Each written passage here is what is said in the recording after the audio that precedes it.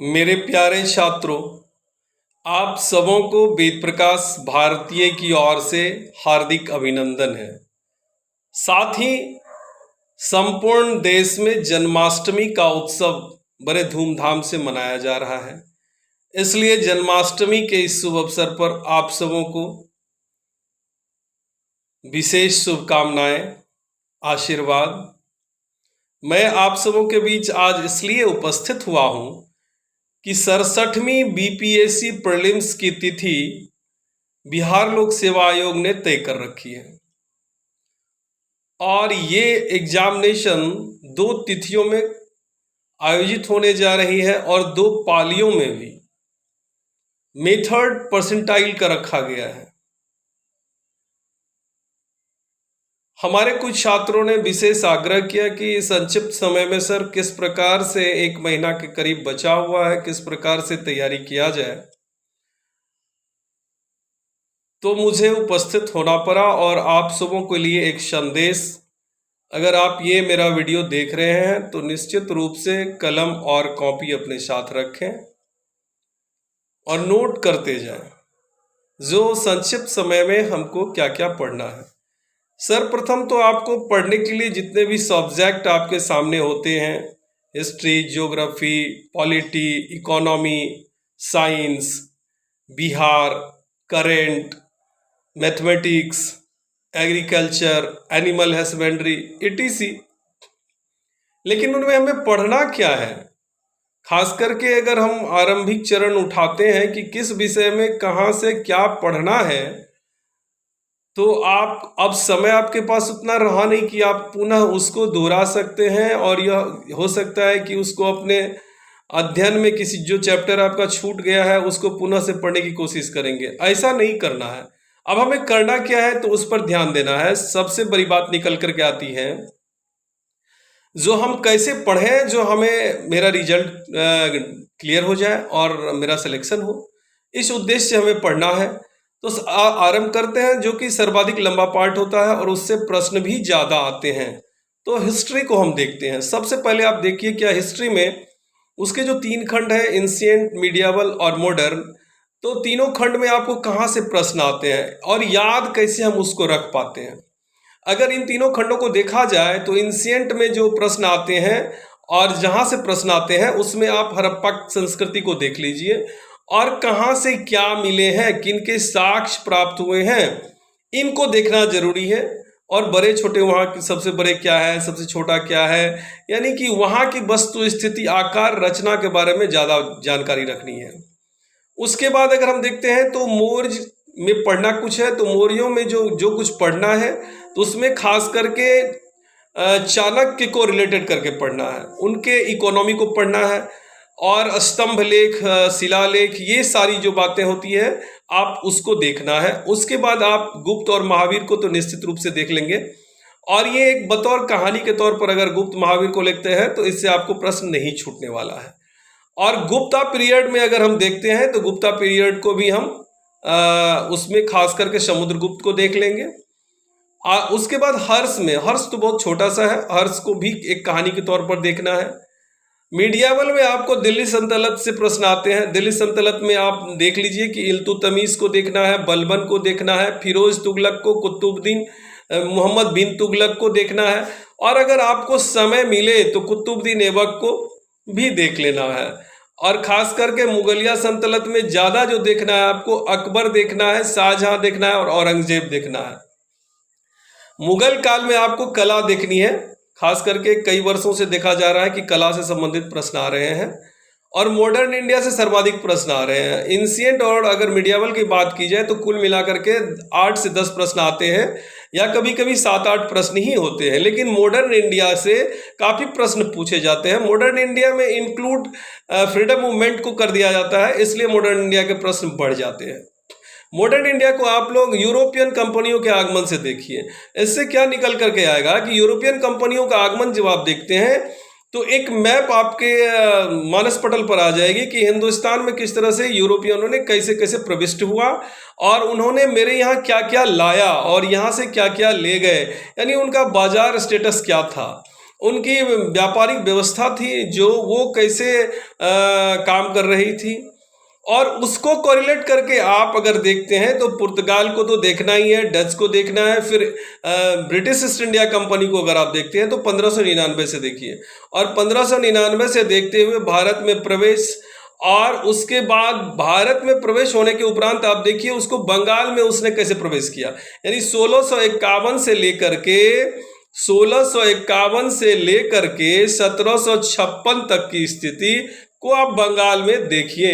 इससे होगा क्या आपको, अगर आप देखते हैं बहुत सहजता के साथ आप देख लीजिएगा इसको, और वहां से अगर आप देखते हैं तो मुझे 100% विश्वास है कि आपका प्रश्न नहीं छूटेगा। रही बात दूसरे तरफ मुगलिया सल्तनत मॉडर्न इंडिया में आफ्टर मुगल को अगर हम देखते हैं तो 1707 से जैसे औरंगजेब को देखना है, तो औरंगजेब को देखते हुए हम तो लास्ट तक देखते हैं, बहादुर शाह जफर तक देखते हैं।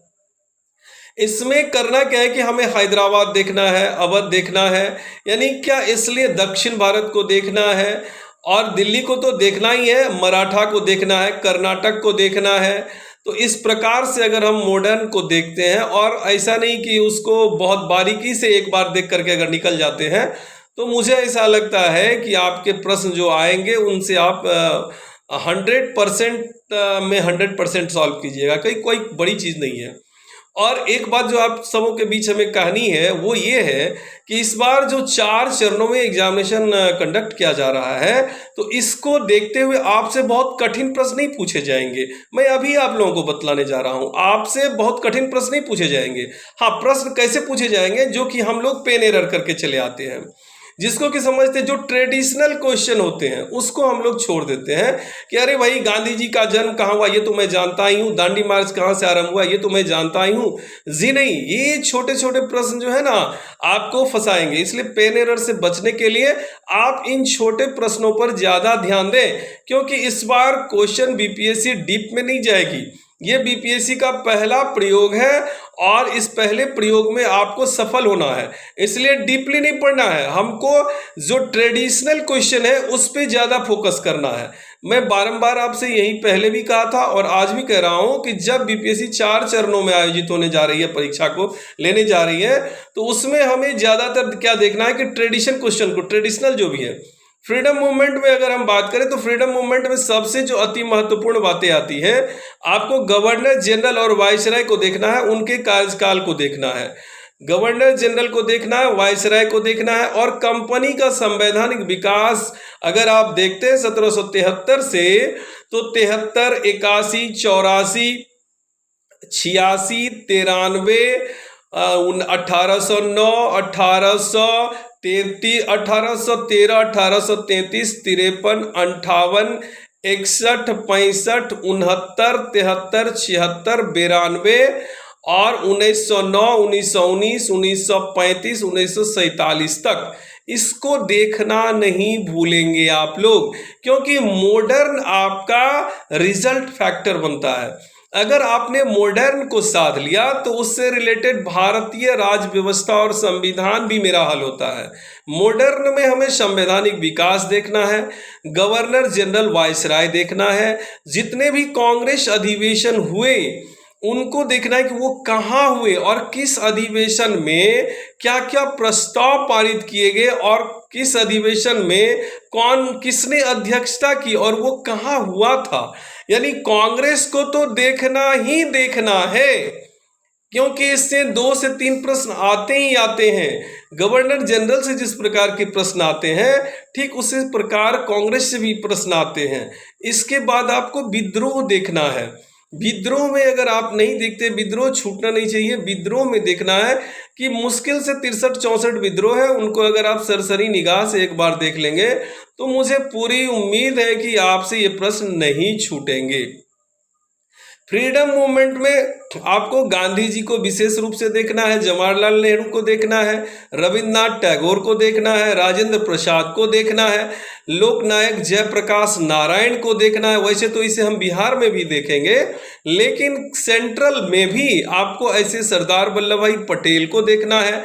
यानी हमारे जो भी ऐसे राष्ट्रभक्त रहे हैं, सुभाष चंद्र बोस हो या चंद्रशेखर आजाद हो या भगत सिंह हो या उधम सिंह हो या मदन लाल ढींगरा हो या बटुकेश्वर दत्त हो या राजगुरु हो या इकबाल हो, हमें छोड़ना किसी को भी नहीं है। और यहाँ तक कि अगर खास विशेष रूप से आप पढ़ेंगे तो कंपनी का जो संवैधानिक विकास आप पढ़ रहे होंगे, उसमें आपको जितने भी आयोग आए, चाहे वो साइमन कमीशन हो, चाहे क्रिप्स मिशन हो, चाहे कैबिनेट मिशन हो, चाहे माउंटबेटन प्लान हो, चाहे 1947 का अधिनियम हो, इन सारे चीज़ों को तथ्यवार देखना है कि सर्वाधिक समय आपको मॉडर्न इंडिया में देखना है, क्योंकि उसमें दो खंड है, फ्रीडम मूवमेंट है और मॉडर्न इंडिया है। इसके बाद हम दृष्टिपात करते हैं इंडियन पॉलिटी पर, भारतीय राज्य व्यवस्था और संविधान में। इसमें आपको सबसे पहले जो हिस्ट्री मॉडर्न इंडिया में आप पढ़ेंगे, और मॉडर्न इंडिया का कौन सा पार्ट पढ़ेंगे, जो फ्रीडम मूवमेंट है, उसमें आपको कंपनी का संवैधानिक विकास आ जाता है। तो कंपनी का संवैधानिक विकास से हम देखते हैं क्या, पॉलिटी में आरंभ करके फिर प्रिम्बल देखना है, अनुसूची देखना है, संविधान के विदेशी स्रोत देखना है। जिस प्रकार की 60 देशों से हमारे संविधान 60 देशों के संविधान को हम लोगों ने देखा, फिर अपना संविधान बनाया, तो उसमें बहुत सारी बातें निकल करके आ जाती है क्या, कि किन देशों के संविधान से हमने क्या लिया। और उसके बाद प्रस्तावना तो आपको गेट हर्ट होना चाहिए। ये डेफिनेटली है कि प्रस्तावना आपको गेट हर्ट होना चाहिए। अगर नहीं भी है तो उसको आप याद कर लें, क्योंकि प्रस्तावना से संबंधित बहुत सारी प्रश्न ऐसी होती हैं जो आपको, क्योंकि 60वीं 62वीं से जो 5 ऑप्शन के जो रूल आ गए हैं, उसमें आपको ये चीज़ जानना बहुत जरूरी हो जाएगा। और उसके बाद अगर हम देखते हैं अनुच्छेद को, तो अनुच्छेद को कोई बड़ी बात नहीं है, 1 से लेकर के 395 तक आसानी से देखा जा सकता है। और इनके 22 खंडों को पढ़ने का एक तरीका होता है, जिस तरीका को कि आप अप्लाई करेंगे, 22 खंडों को देखना है और 395 अनुच्छेद देखना है, और खास करके लास्ट में अमेंडमेंट देखना है कि क्या हुआ संशोधन, और लेटेस्ट संशोधन क्या हुआ, उस पर तो निश्चित रूप से आप दृष्टिपात करेंगे, क्योंकि उससे प्रश्न आते ही आते हैं। तो ये भारतीय राज्य व्यवस्था और संविधान से संबंधित बातें हुई हम लोगों की। और आगे देखते हैं क्या ज्योग्राफी में क्या है। ज्योग्राफी में खास करके हम लोग देखते हैं क्या, भौतिक भूगोल, भौतिक फिजिकल ज्योग्राफी से खास करके 1 या 2 प्रश्न आते हैं, और वर्ल्ड ज्योग्राफी से 2 या 3 प्रश्न आएंगे आपको, और खास करके इंडियन ज्योग्राफी से भी 3 प्रश्न से ज़्यादा नहीं आते हैं। तो अगर कुल मिलाकर के देखा जाए तो फिजिकल ज्योग्राफी हुआ, वर्ल्ड ज्योग्राफी हुआ और इंडियन ज्योग्राफी हुआ, यानी अगर ऐसा हम लोग कर देते हैं तो 8 से 9 प्रश्न निकल जाते हैं। और ये 8-9 प्रश्न आपको हम उम्मीद करते हैं कि आप लोग खास करके एटलस का प्रयोग कीजिए। अगर आपने अभी भी इस पार्ट को छोड़ रखा है तो उसको पकड़ने की कोशिश कीजिए। इंडिया का मैप और वर्ल्ड मैप बनाने की चेष्टा अवश्य कीजिए, अभी भी सीखने की कोशिश कीजिए। और इंडिया के मैप में आप देखिए कहाँ कैसे क्या है, वर्ल्ड मैप में देखिए उसकी स्थिति 0 डिग्री से लेकर के 90 नॉर्थ और 90 साउथ देखिए, 180 ईस्ट देखिए, 180 वेस्ट देखिए। इससे आपको पता चलेगा कि वर्ल्ड ज्योग्राफी का प्रश्न ऐसे लगेगा कि मानो आपने पढ़ा और उसका उत्तर दे दिया। तो ये कुल मिलाकर के फिजिकल ज्योग्राफी, वर्ल्ड ज्योग्राफी और इंडियन ज्योग्राफी से जो प्रश्न आपको पूछे जाएंगे, तो 8 से 9 प्रश्न पूछे जाएंगे। और पर्यावरण एवं परिस्थितिकी जो होती है, इससे 1 प्रश्न आएंगे। और जो एक महत्वपूर्ण बातें मैं आपको बताने जा रहा हूं सेंसस से संबंधित, तो सेंसस पिछले वर्षों देखा गया है कि लगातार सेंसस से 2 या 3 प्रश्न होते ही होते हैं।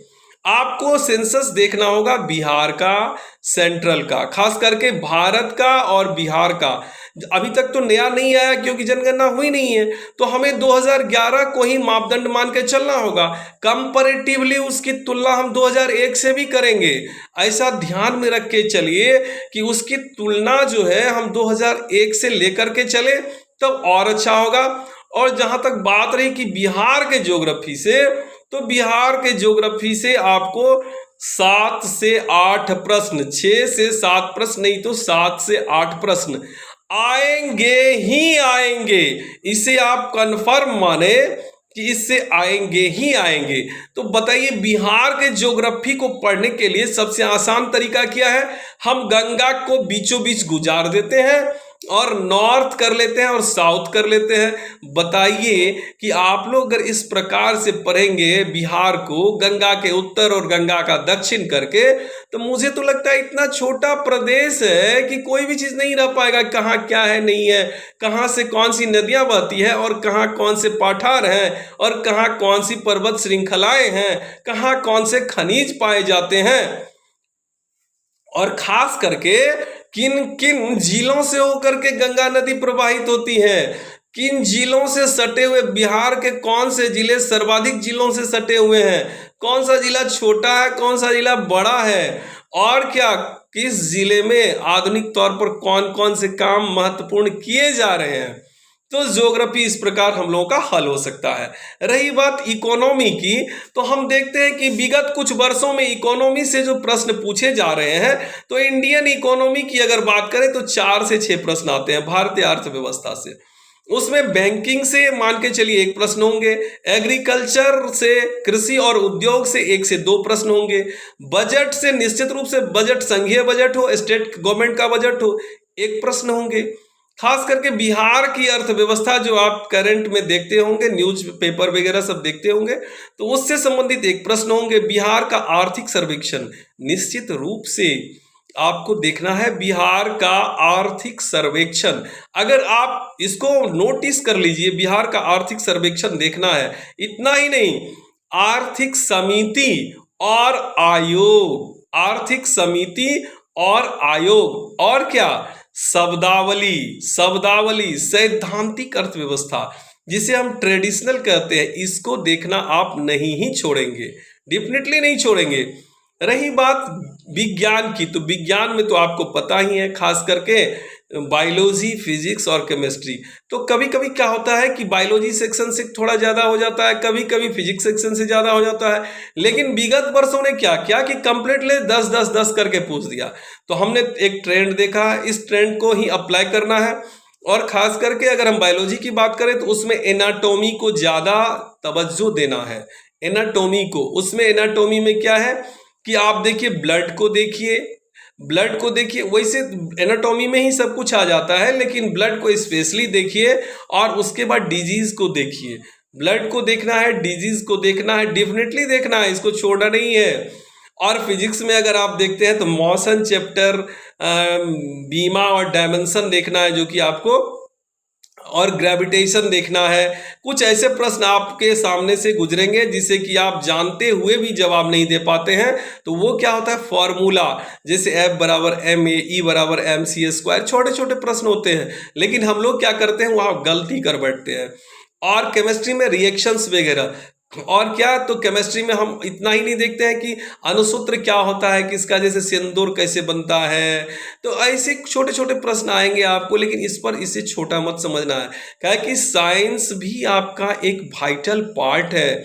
तो साइंस को मजबूत करने के लिए बहुत सारे छात्र कहते हैं कि मैं तो साइंस का विद्यार्थी रहा नहीं हूं सर, तो साइंस को मैं कैसे पढ़ूं, बताइए आप ही। तो मैं उनको कहता हूं कि साइंस के आप छात्र रहे हैं चाहे ना रहे हैं, एनाटॉमी तो एक बहुत इंटरेस्टिंग चैप्टर है, क्या कि डाइजेस्टिव सिस्टम से आरंभ होता है और पूरा का पूरा स्कूल यानी क्या पूरा का पूरा खत्म, कंकाल पढ़ते हैं और पूरे शरीर को पढ़ लेते हैं।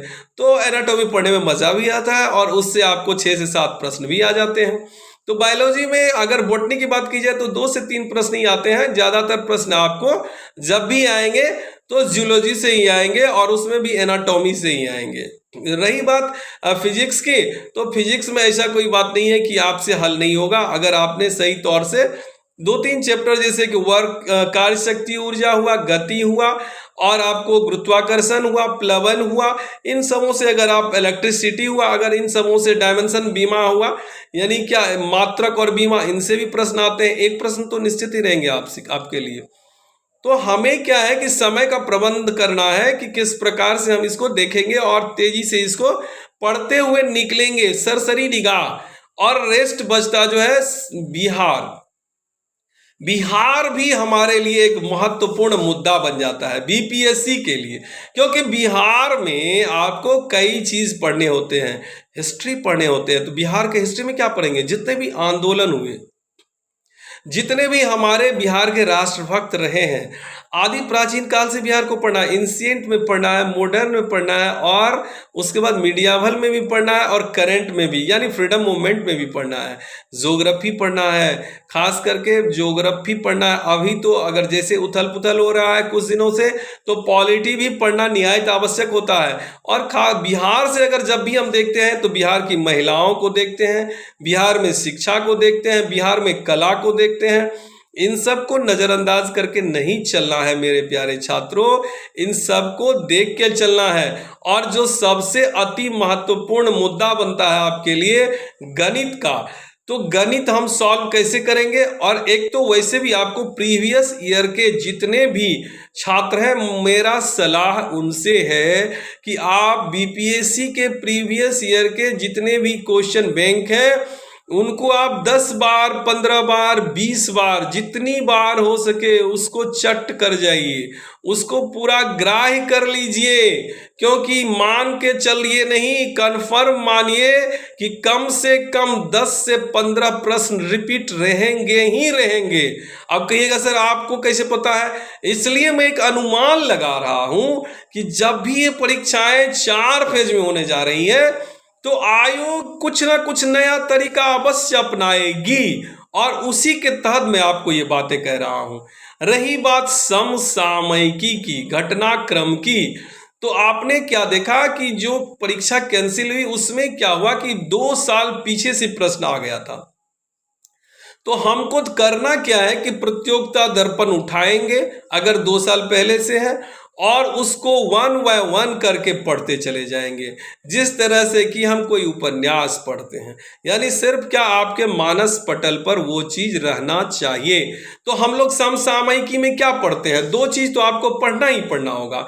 एक किसकी बुक है, किसने लिखी है, और एक खास करके डेट, जो किस तारीख को क्या हुआ। अगर आप देखेंगे जैसे अगस्त है, तो अब अगस्त माह में कौन से ऐसे राष्ट्रीय दिवस मनाए गए और कौन से ऐसे यानी क्या संयुक्त राष्ट्र संघ दिवस मनाए गए, इन सब बातों को देखना आप ना भूलेंगे, इसे आप नजरअंदाज भी नहीं करेंगे।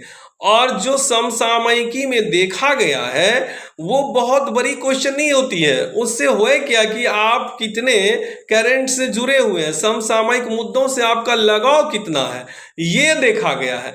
अगर आप इस प्रकार से मेरा कहा मानेंगे कि प्रीवियस ईयर के क्वेश्चन को रट कर जाना है, चट कर जाना है, और क्या जितने भी ट्रेडिशनल हैं जो कि फिक्स है उसको नहीं छोड़ना है। आज से ही बैठ जाइए मेरे प्यारे छात्रों, आज से ही आप पलथा लगाएंगे और 100% यही समझिए कि ट्रेडिशनल में बच्चा हूं, अभी वही रट रहा हूं, मेरा काम ही है वही रटना। तो ट्रेडिशनल छूटना नहीं चाहिए। काहे कि आप क्रिकेट की एक शब्दावली है कि आपने अगर कैच छोड़ा तो मैच आप हार गए। ठीक उसी प्रकार आपने अगर ट्रेडिशनल क्वेश्चन को छोड़ दिया तो आप परीक्षा से बाहर हो जाएंगे। तो ट्रेडिशनल क्वेश्चन को नहीं छोड़ना है मेरे छात्रों। ट्रेडिशनल इसलिए ट्रेडिशनल ऐसी कोई बात नहीं होती है कि हम नहीं जानते हैं ट्रेडिशनल को। ट्रेडिशनल आसानी से याद भी हो जाएगा। पहले तो यूनिक गाइड पर के लोग एग्जाम दे देते थे, दिग्दर्शन हुआ करती थी। हम लोग जब एग्जामिनेशन देते थे तो दिग्दर्शन हुआ करती थी, वही दिग्दर्शन दे करके सभी लोग पढ़ लेते थे, तो वही कंप्लीट कर जाते थे।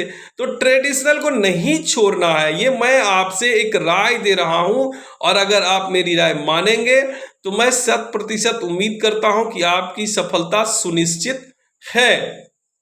डेफिनेटली आप सफल होंगे। तो ट्रेडिशनल को और यूएनओ, खास करके यूएनओ का गठन किस प्रकार हुआ, तो यूएनओ को एक बार पढ़ लेंगे।